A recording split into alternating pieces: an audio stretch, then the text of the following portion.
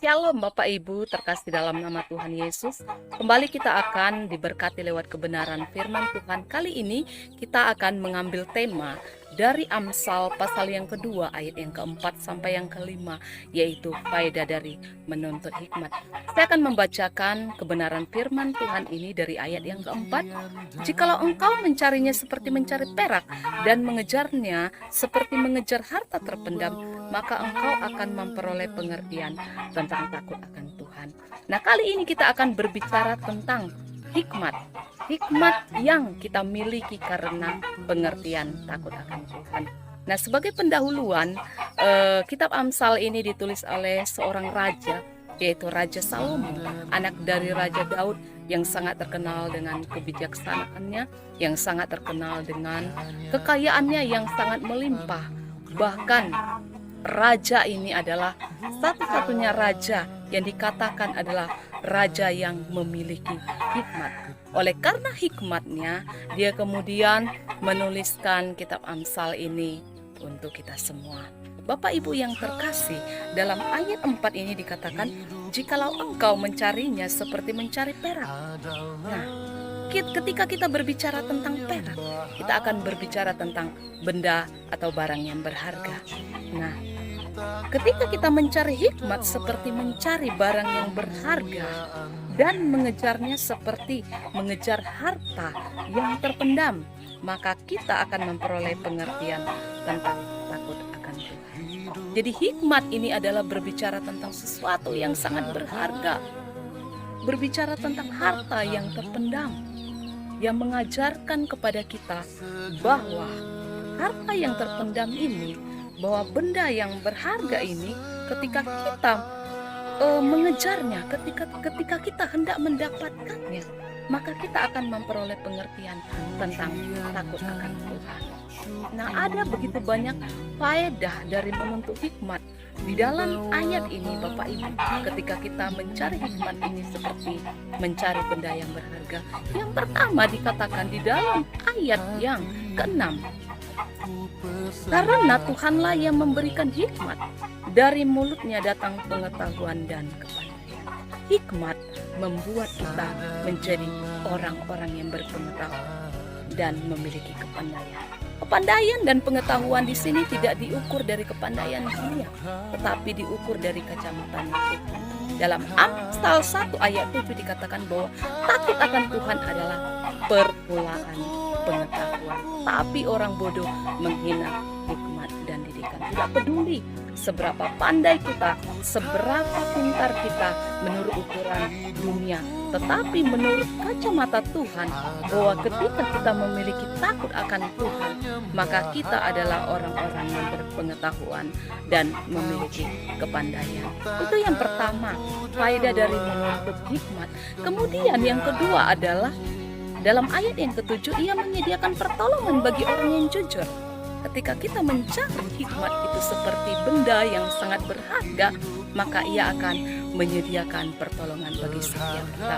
Seberapa besar masalah kita, seberapa besar kesulitan yang kita hadapi, ketika kita memiliki hikmat Tuhan, maka Tuhan selalu memberikan jalan keluar bagi setiap kita. Amin.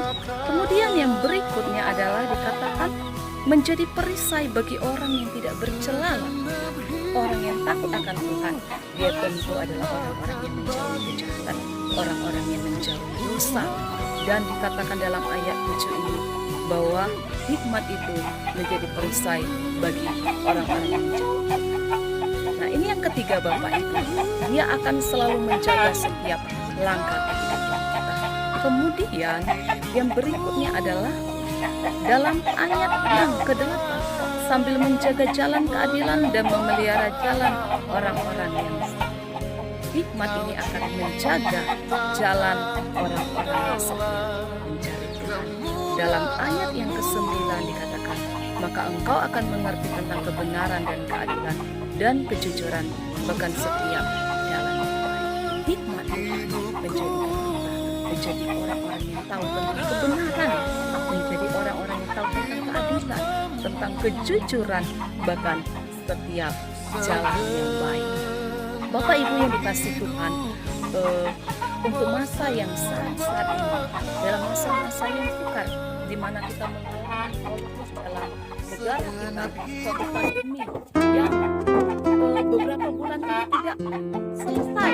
Tetapi ketika kita memiliki hikmat Tuhan, maka kita akan melihat pandemi corona ini dari kacamata Tuhan, yaitu kita akan mengerti kebenaran firman Tuhan, kita akan mengerti bahwa Tuhan menyediakan jalan yang baik bagi setiap kita. Kita akan melewati pandemi COVID-19 ini bersama-sama dengan Dia.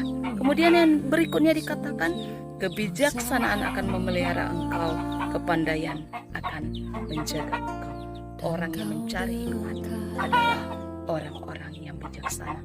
Ketika dia diperhadapkan kepada satu masalah, dia tidak akan mengambil jalan yang pintas, tetapi tentunya dia akan bertanya kepada Tuhan apa yang harus dia lakukan. Dia tidak akan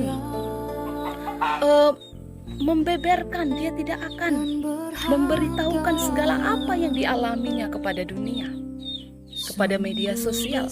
Tetapi sebagai orang yang berhikmat, dia akan menceritakan seluruh masalahnya hanya kepada Tuhan, sehingga firman Tuhanlah yang akan bertindak di dalam setiap kehidupannya dalam penyelesaian masalah tersebut. Nah, inilah beberapa faedah dari menuntut hikmat dalam Amsal pasal yang kedua ini, dari ayat yang keempat sampai ayat yang kelima sebagai ayat pedoman kita ketika kita mencarinya, ketika kita mencari hikmat seperti mencari perak dan mengejarnya seperti mengejar harta terpendam, maka kita akan memperoleh pengertian tentang kehidupan. Yang pertama, ketika kita memiliki hikmat Tuhan, maka firman Tuhan mengatakan bahwa kita adalah orang-orang yang memiliki pengetahuan dan kepandaian.